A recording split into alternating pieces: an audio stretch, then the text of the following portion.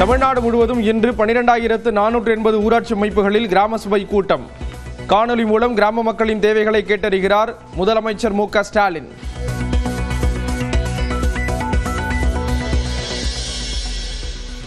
கரூரில் விஜய் பரப்புரையில் நெரிசல் ஏற்பட்டு 41 பேர் இறந்த வழக்கில் தமிழ்நாடு அரசு பிரமாண பத்திரம் தாக்கல் செய்ய அனுமதி. தமிழ்நாடு அரசின் கோரிக்கையை ஏற்று தேதி குறிப்பிடாமல் உத்தரவை ஒத்திவைத்தது உச்சநீதிமன்றம். எதிர் மனுதாரராக இல்லாத விஜயை உயர்நீதிமன்றம் விமர்சித்ததற்கு தாவேக தரப்பு எதிர்ப்பு. கூட்ட நெரிசல் ஏற்பட்டதும் விஜயை கிளம்புமாறு காவல்துறைதான் கூறியதாக உச்சநீதிமன்றத்தில் வாதம். தமிழ்நாட்டில் கொள்கையற்ற இளைஞர் கூட்டம் உருவாகியிருக்கிறது. தாவேகவை மறைமுகமாக விமர்சித்த துணை முதலமைச்சர் உதயநிதி ஸ்டாலின்.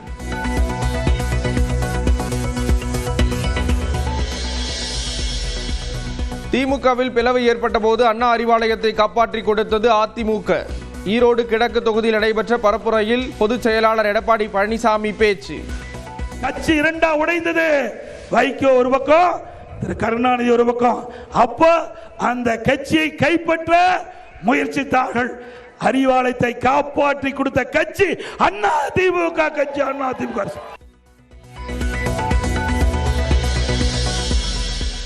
திருநெல்வேலியிலிருந்து செங்கல்பட்டிற்கு அக்டோபர் 21, 22 தேதிகளில் சிறப்பு ரயில். தீபாவளிக்கு முந்தைய நாளான 19ஆம் தேதி கோயம்புத்தூர் போத்தனூரிலிருந்து சென்னை சென்ட்ரலுக்கு சிறப்பு ரயில் இயக்கம்.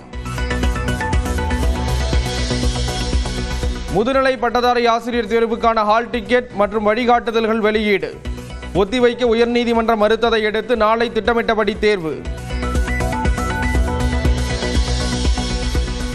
மதுரையிலிருந்து சென்னை வந்த இண்டிகோ விமானத்தின் கண்ணாடியில் நடுவானில் விரிசல். சாமர்த்தியமாக செயல்பட்டு விமானத்தை பாதுகாப்பாக சென்னையில் தர இறக்கிய விமானி. புரட்டாசி 4வது சனிக்கிழமையை ஒட்டி திருப்பதி ஏழுமலையான் கோயிலில் குவிந்துள்ள பக்தர்கள். இலவச டோக்கன் பெற்ற பக்தர்கள் 7 மணி நேரம் வரை காத்திருந்து வழிபாடு.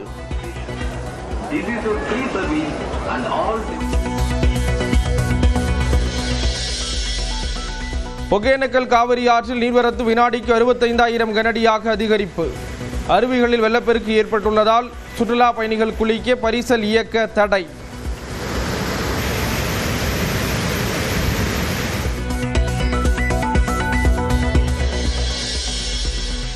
முப்பத்தேழு மீனவர்கள் கைதை கண்டித்து ராமேஸ்வரத்தில் மீனவர்கள் வேலை நிறுத்தம். 700க்கும் மேற்பட்ட விசைப்படகுகள் கரையில் நிறுத்தி வைக்கப்பட்டுள்ளன.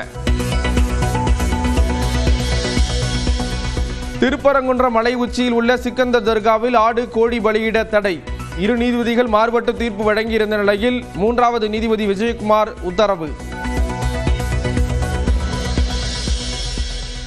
மத்திய பிரதேசத்தில் இருமல் மருந்தை குடித்த 24 குழந்தைகள் உயிரிழந்த விவகாரம்.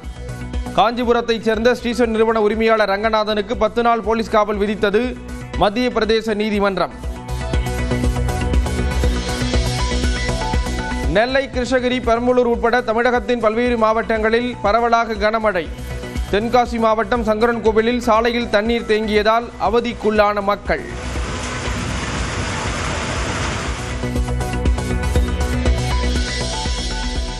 நீலகிரி மாவட்டத்தில் இன்று மிக கனமழை பெய்யும் என வானிலை மையம் எச்சரிக்கை. கோயம்புத்தூர், திருப்பூர், திண்டுக்கல், தேனி, மதுரை உட்பட 10 மாவட்டங்களில் கனமழைக்கு வாய்ப்பு. மின்சார விநியோகத்துறையில் தனியாரை அனுமதிக்க மத்திய அரசு முடிவு. சட்ட திருத்தம் தொடர்பான வரைவு அறிக்கை வெளியீடு. அமைதி ஒப்பந்தத்தின்படி காசாவிலிருந்து படைகளை திரும்பப் பெற தொடங்கியது இஸ்ரேல். 2 ஆண்டுகளுக்கு பிறகு காசா திரும்பிய ஆயிரக்கணக்கான மக்கள் சுதந்திர காற்றை சுவாசித்து உற்சாகம்.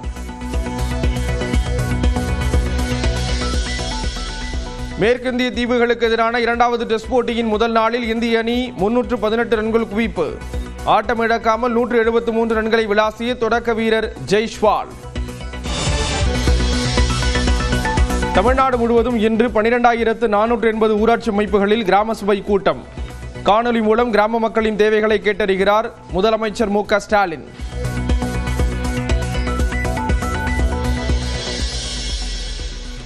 கரூரில் விஜய் பரப்புரையில் நெரிசல் ஏற்பட்டு 41 பேர் இறந்த வழக்கில் தமிழ்நாடு அரசு பிரமாண பத்திரம் தாக்கல் செய்ய அனுமதி. தமிழ்நாடு அரசின் கோரிக்கையை ஏற்று தேதி குறிப்பிடாமல் உத்தரவை ஒத்திவைத்தது உச்சநீதிமன்றம். எதிர் மனுதாரராக இல்லாத விஜயை உயர்நீதிமன்றம் விமர்சித்ததற்கு தாவேக தரப்பு எதிர்ப்பு. கூட்ட நெரிசல் ஏற்பட்டதும் விஜயை கிளம்புமாறு காவல்துறைதான் கூறியதாக உச்சநீதிமன்றத்தில் வாதம். தமிழ்நாட்டில் கொள்கையற்ற இளைஞர் கூட்டம் உருவாகியிருக்கிறது. தாவேகவை மறைமுகமாக விமர்சித்த துணை முதலமைச்சர் உதயநிதி ஸ்டாலின்.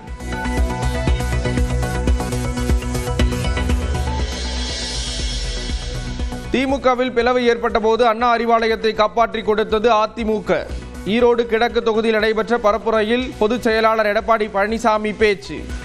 கட்சி இரண்டா உடைந்தது. வைகோ ஒரு பக்கம், திரு கருணாநிதி ஒரு பக்கம்.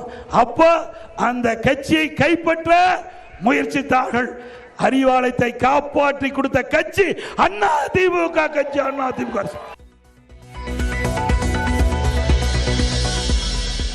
திருநெல்வேலியிலிருந்து செங்கல்பட்டிற்கு அக்டோபர் 21, 22ஆம் தேதிகளில் சிறப்பு ரயில். தீபாவளிக்கு முந்தைய நாளான 19ஆம் தேதி கோயம்புத்தூர் போத்தனூரிலிருந்து சென்னை சென்ட்ரலுக்கு சிறப்பு ரயில் இயக்கம். முதுநிலை பட்டதாரி ஆசிரியர் தேர்வுக்கான ஹால் டிக்கெட் மற்றும் வழிகாட்டுதல்கள் வெளியீடு. ஒத்திவைக்க உயர்நீதிமன்றம் மறுத்ததை அடுத்து நாளை திட்டமிட்டபடி தேர்வு.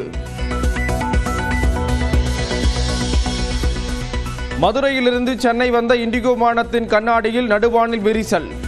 சாமர்த்தியமாக செயல்பட்டு விமானத்தை பாதுகாப்பாக சென்னையில் தரையிறக்கிய விமானி.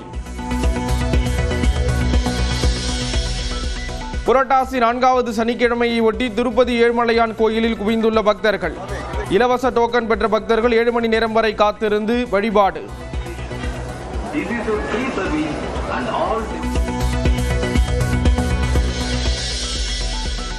ஒகேனக்கல் காவிரி ஆற்றில் நீர்வரத்து வினாடிக்கு 65,000 கனஅடியாக அதிகரிப்பு.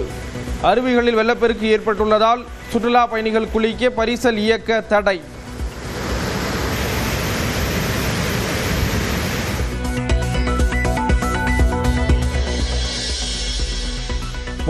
மீனவர்கள் கைதை கண்டித்து ராமேஸ்வரத்தில் மீனவர்கள் வேலை நிறுத்தம். 700க்கும் மேற்பட்ட விசைப்படகுகள் கரையில் நிறுத்தி வைக்கப்பட்டுள்ளன. திருப்பரங்குன்றம் மலை உச்சியில் உள்ள சிக்கந்தர் தர்காவில் ஆடு கோழி பலியிட தடை. 2 நீதிபதிகள் மாறுபட்டு தீர்ப்பு வழங்கியிருந்த நிலையில் 3வது நீதிபதி விஜயகுமார் உத்தரவு. மத்திய பிரதேசத்தில் இருமல் மருந்தை குடித்த 24 குழந்தைகள் உயிரிழந்த விவகாரம். காஞ்சிபுரத்தைச் சேர்ந்த ஸ்ரீசன் நிறுவன உரிமையாளர் ரங்கநாதனுக்கு 10 நாள் போலீஸ் காவல் விதித்தது மத்திய பிரதேச நீதிமன்றம். நெல்லை, கிருஷ்ணகிரி, பெரம்பலூர் உட்பட தமிழகத்தின் பல்வேறு மாவட்டங்களில் பரவலாக கனமழை. தென்காசி மாவட்டம் சங்கரன் கோவிலில் சாலையில் தண்ணீர் தேங்கியதால் அவதிக்குள்ளான மக்கள்.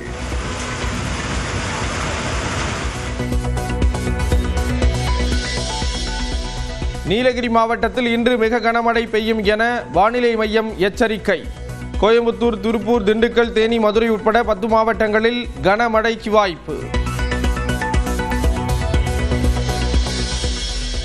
மின்சார விநியோகத்துறையில் தனியாரை அனுமதிக்க மத்திய அரசு முடிவு.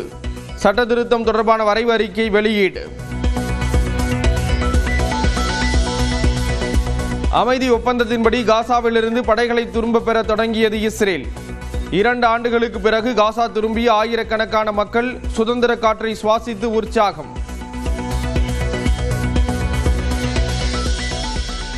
மேற்கிந்திய தீவுகளுக்கு எதிரான 2வது டெஸ்ட் போட்டியின் முதல் நாளில் இந்திய அணி 318 ரன்கள் குவிப்பு. ஆட்டமிழக்காமல் 173 ரன்களை விளாசிய தொடக்க வீரர் ஜெய்ஸ்வால்.